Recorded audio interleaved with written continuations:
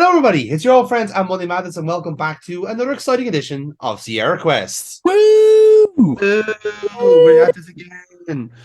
Well, unfortunately enough, a break from current fortunes. We actually played this edition of SierraQuest, which was what we were meant to be doing at the start of all this, but then we got lazy and we decided to fuck it. I'll just play all of them and we'll just watch this remotely because there's only so much alcohol we can consume before it's actually considered to be dangerous for doing this Yeah, in it's a bit of person. a catch-22 situation. The amount of booze needed to get through them would literally kill you. Yeah, it's a double-edged sword in that sense. But either way, we are back together to check out the latest edition of Sierra. And as we mentioned in our previous episode last week, we're doing what kind of Sierra are now more known for, as it were. So this is a bit of a premonition, if you will, to what they would be, their future would become, because we know them and we indeed insult them quite regularly for their in-house productions, like your basically proverbial Quest games. But Sierra also have a tremendous history as a publisher. In fact, pretty much just throwing money to any project that you think is cool or exciting or interesting and seeing how it grows. And Neil, as you mentioned last week, there was quite a lot of interesting entries in that back catalogue that Sierra are entitled to. Yeah, they're quite surprising just how many pies Sierra had their fingers in. So the chief among them was throwing a lot of money at a very small company called Valve for a game called Half-Life, which nobody's ever heard of. I never heard of it anyway. That's news to me. Yeah, pretty much. So yeah, but there's so many. There's loads of others that there's basically fucking thing. All of Jane Jensen's ones as well, like that they all helped her publish as well. They were all just fucking brilliant. Another one I remember off the top of my head was the first Crash Bandicoot game when it was a cooperation with Activision. Well, technically at the time it was Universal Studios, but would end up becoming Activision in the end, as would Sierra, by the way. So Sierra technically are still publishing like games under their name, but it's essentially as a husk for Activision and all their god awful business practices. But we're using this edition of SierraQuest to delve into that bit of back catalogue, as it will be in the next few years worth of Sierra games, because this series is called Heart of China. This is our first of games not made by Sierra in-house, but published. And as you hear from the intro, the company Dynamics, part of the Sierra family, which makes it sound like they joined a cult, which maybe is the case. Yeah, back in the early 90s, yeah, the whole Sierra Online thing was quite fucking culty. Yeah, and then like you definitely like almost like decide from your almost what game studio your flavor of games as well. Because if I'm not mistaken, at the time you would have had Sierra, you would have had LucasArts starting off, and Delphine Entertainment, if I'm not mistaken, when they were putting out games, mainly because they had Eric Chahi on staff and he was a fucking wizard with a paintbrush. So you had a choice between those three essentially for your games. And if you didn't like King's Quest and if you didn't like Monkey Island, you had Flashback or something along those lines. So there's something for everybody back then. But now here's some, I suppose, the new generation of these games trying to find their way in this weird and wonderful world. So, Neil, without any more preamble, shall we get started? Let us rock and roll. Let's do it then. On 3, 2, 1, play. So yes, we gave the box blurb for this game in the last episode. So if you want to find out what this game is about, you can go back and watch that, or you can just give it a couple minutes and you'll see the intro cutscene. But this is basically set in kind of post-war Asia, essentially. It's set back in the 30s, isn't it? 1930s. Yes. And of course, it's doing the LucasArts thing of having the credits first. Cardinal sin, apparently, as we now know. Can't do that now.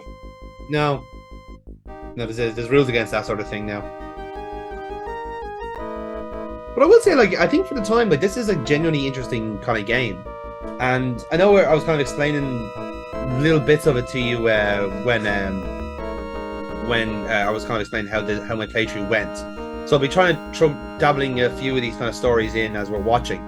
But I thought like for the time it is a very good game, but there's some very fundamental problems that like the QA would have fixed. Yeah, I actually did play this for the Amiga Heart of China. I actually did play this along with one or two other Dynamics games. Another one being quite a very, very good, interesting game that might actually would be very deserving of a remake in the modern era. It'd be very good to do, called Outpost.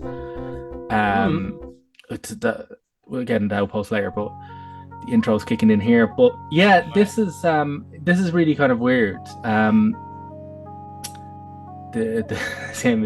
So we're based around a First World War pilot. So it's set in the 30s, so it's between the First World War and the Second World War. So we are Lucky Masters. Yep. So a former World War One fighter pilot. And this is the central point here is this girl Kate Lomax, who actually features later on as the second protagonist of this game. And here's for some reason Eric Cantona is in this game as well. Must be short for work. All of this happened in at least 10 seconds. I do love the old trope of like urgent music because there's hot newspapers.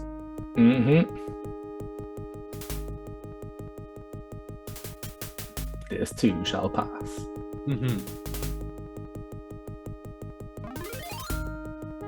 So yeah, I suppose like this is also like because we already played Gabriel Knight 1 on this series of SierraQuest well ahead of time, but it was basically try and get Burkwat to fawn over Tim Curry, which he did in the end. But this felt for me almost like a kind of a experiment to see if games like that would work, because like this is like relatively well researched in terms of like the setting at the time, the people, what the attitudes and mentalities are. So everything feels kind of appropriate for the time, you know. Yeah, it's also quite well put together from a sort of production standpoint, not really from a gameplay standpoint. Yes, I'd agree with that. Yeah. Like there's a cast of nearly like 100 actors in this. So it's and graphically you're gonna see that like it like for an early 90s, like what I mean early 90s, I mean like 1991 game. This actually predates The Seventh Guest, if I'm not mistaken, who kind of gets the credit for being the first FMV game. It is. This is fucking beautiful. Like it's a really, really beautiful game. This you're gonna see that the production value on this is gonna be really, really something. Yeah. Again, like that's the thing. Like when we see the kind of semi-FMV feel of the game, and again, I've mentioned it before years ago on the channel that FMV is my kind of guilty pleasure in games, because I there's something really endearing about it. How they all thought that was a great idea at the time, you know. Well, you were to know, but it was a good time where they just like came up with ideas and just went and fucking did them. Yeah. I played this on the Amiga and it came on 9 discs. Yeah, that's oh god. Oh yeah. I said I don't know where it's long gone now, but I did actually have the original Blade Runner game and never got around to playing it. I don't know where it's gone now since, but those fucking bomb. That thing's I don't know where it's gone. Like I have the actual jewel case, but the CDs are just magically disappeared. It's really fucking it's annoyed me to this fucking very day, you know. But yeah, like it's definitely one of those ones where, I think if I was back in 1991, then I would think this game was like brilliant for the time. But then you can also look back, play it now in this year, and go like it is a bit cringy and a bit goofy in places. But like you said, this is kind of the pioneers game, and almost you're exploring this new genre. Sort of, yeah. And like there's like a couple of dodgy jokes, sort of. Around, so they were quite cheesy at the time, so like it's like, wow, is it just not only just cheesy now? It was cheesy back then. So yeah, here we are. You like those realistic seagull noises? I also love their name of like the JP Morgan in this universe is EA Lomax. And isn't a reference to a game studio. I mean, he isn't because Electronic Arts wasn't made at this time. So I'm correct in that assessment. EA Lomax. It's all about the money.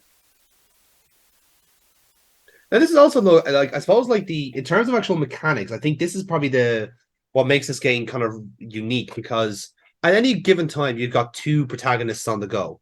So Lucky is the protagonist from the start to finish, essentially. But you also get another character who we're going to meet shortly, and also Kate at the end. And everyone has their own inventories.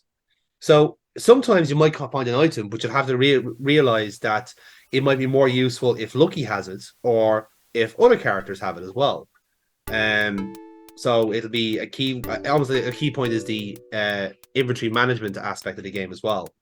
But there are also one or two very like blatant red flags in the programming that like really should have been fixed at the time, but rather make for this game to derail itself quite quickly. But we'll cross those bridges when we come to it.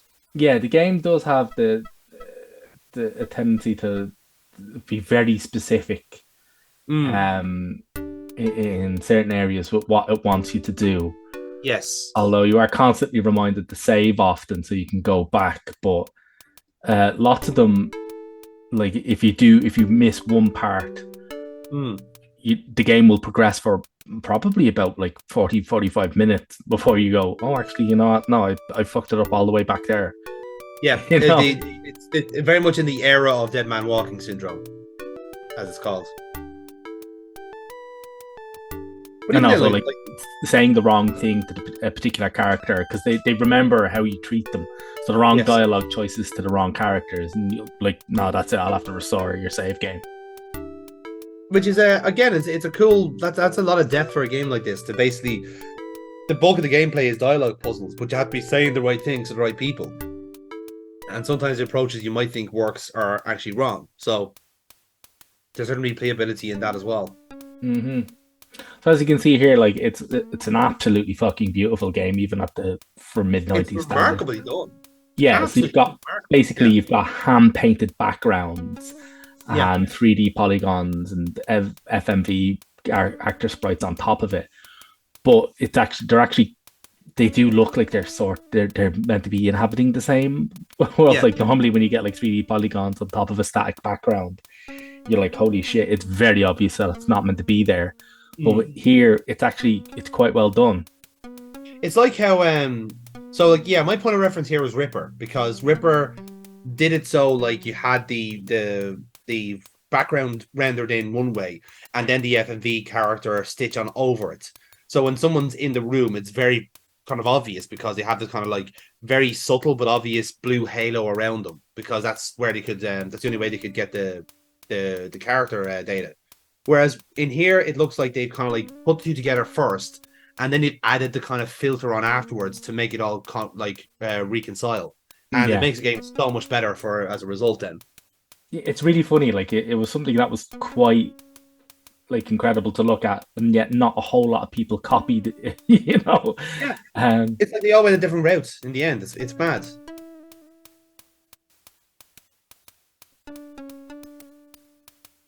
So we get told in the preamble that we need to look for a guy who could potentially help us save Kate Lomax, a guy called Zhao Qi, the ninja. So we're trying to find. So literally, dumb American walks into a bar trying to find a ninja. Walks into a bar in China. Yes, in Hong Kong of all places. Hey, you Chinaman! First of all, have you seen a ninja? Secondly, raw Goodry again, idiot. God, you Japanese people are weird. For fuck's sake, man.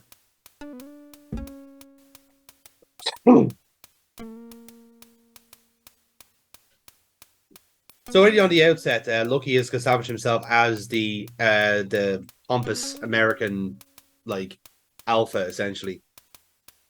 Like, we won the war. Show me some respect. Meh.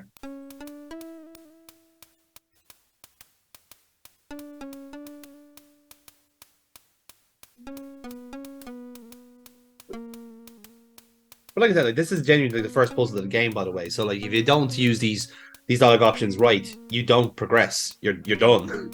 Yeah. And this is the case for most of the game, basically. Oh, here we go. Oh, some people are looking quite stern at us there. They don't like us asking about Zhao Ji. No, like that guy in the back, like holding his rod, definitely very intimidating. The guy in the front, he's packing a bit of muscle. He's looking like we should go. The guy in the middle, though, I don't find him threatening whatsoever. Like He looks like a boy band reject, doesn't he? Yeah, it's like he genuinely has absolutely. There's no point having a tank top. There are no guns there. There are no guns in this house. I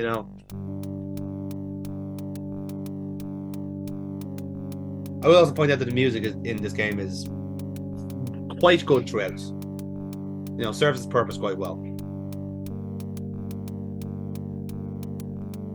And it doesn't do that kind of really annoying MIDI thing that some of the games have where they're all really high pitched. These are all toned down to suit the mood. Yeah. If you've got an original Roland MT320, like this will sound incredible. Yeah.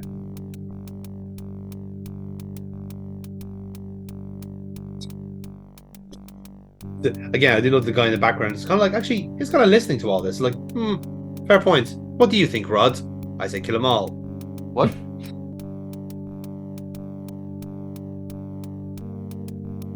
So I thought this was going to be a mechanic where you try and kind of save as much money as you can from the prize, but it doesn't actually end up being the case unless you're making flights back and forth. But you're actually not doing that at the time. And here's Chi. Turns out the ninja was there all this time. Who knew? Who could have seen that coming?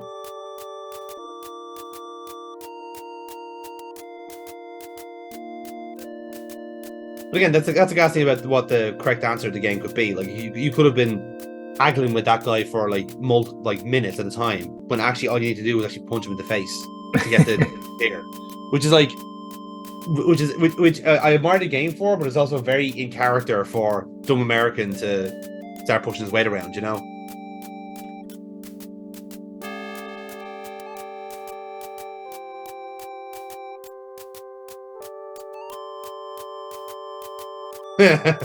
That's a good line. We see about that. This whole game kind of has the feel of a sort of a kind of Rush Hour type of movie, It does. If anybody's ever seen Romancing the Stone or something like that, you'll find that's how it'll handle the kind of the locals as well. So it can handle the Oriental characters quite stereotypically badly, almost to need a trigger warning level. But well, it's I'm kind of thinking more like the Samurai Cop levels of the main character who's supposed to be an expert in Japanese culture, and he goes Fujiwara, whatever the guy's name is. It doesn't get that bad. No, thankfully that's the nadir. So we're not at the nadir. But definitely the Master's kind of character is kind of written. He's kind of written for me like he's almost he's looking kind of the good guy. If the good guy was played like Brendan Fraser, that's the kind of way. It's a very I can imagine Brendan Fraser. Yeah, even though the guy they have in to do him kind of looks like Andrew Garfield from some angles. So I think they got confused along the way between this sort of weird Brendan Garfield combo.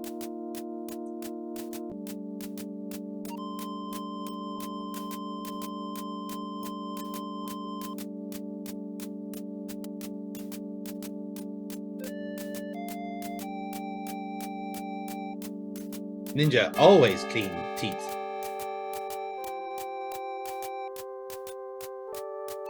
$5,000.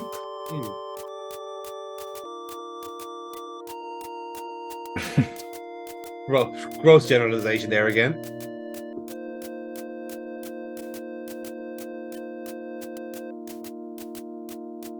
I think the two guys are just kind of still down it's actually a good idea. Good deal. I do it for $5,000. I do it for $5,000, yeah. Yeah, I do it for $5,000, yeah. Easy. I didn't bring the rod with me for nothing.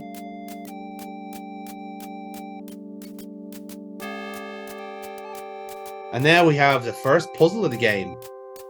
She doesn't believe that airplanes can fly. He does not believe in the laws of aerodynamics. He thinks the Wright brothers are a pair of chumps. He thinks they're the wrong brothers.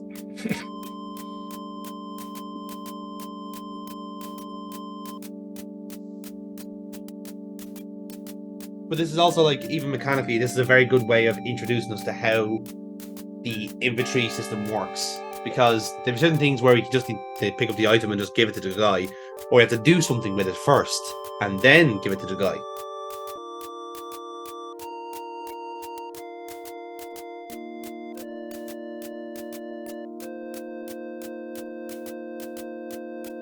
So now we're off on an adventure.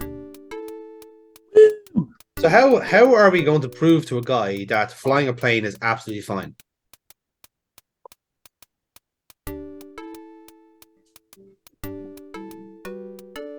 Turns out this piece of paper just landed on the ground.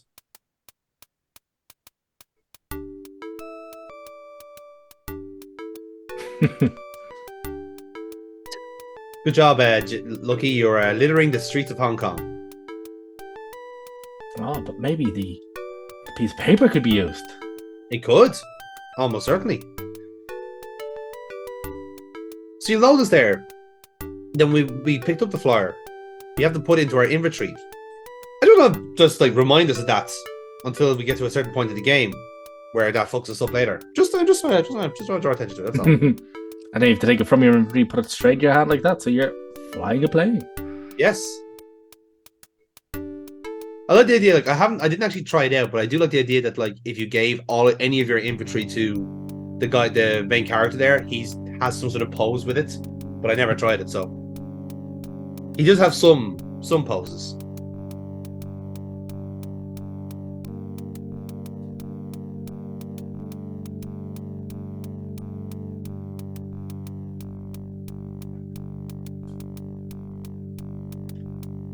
So yes, you have to, again, in a very like roundabout but very logical way, take the paper airplane off ourselves to give it to Chi.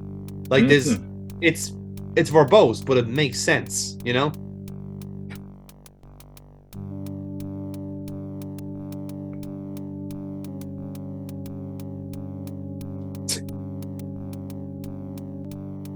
Rule 1 of being in Hong Kong: don't patronize the ninja. They kind of have a relatively well-known talent of kicking the fucking shit out of you. Unfortunately, Lucky Masters didn't get that memo. Nope.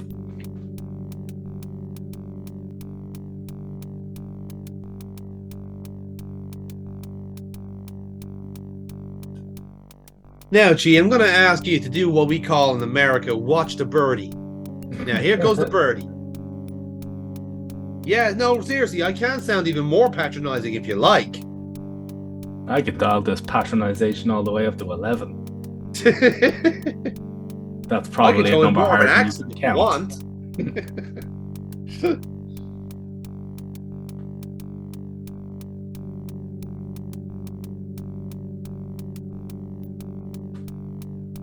I do. Fair play to Lucky for giving it genuinely. What if the inverse cosine of air not taken?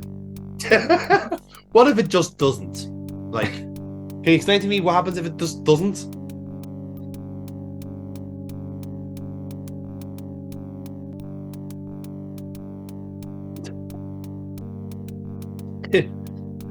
Look, he was doing so well explaining the whole basics of aerodynamics, and then like he gets one question and goes like, well, yeah, whatever, you know. It's like he very clearly got told it once and doesn't remember the rest of it.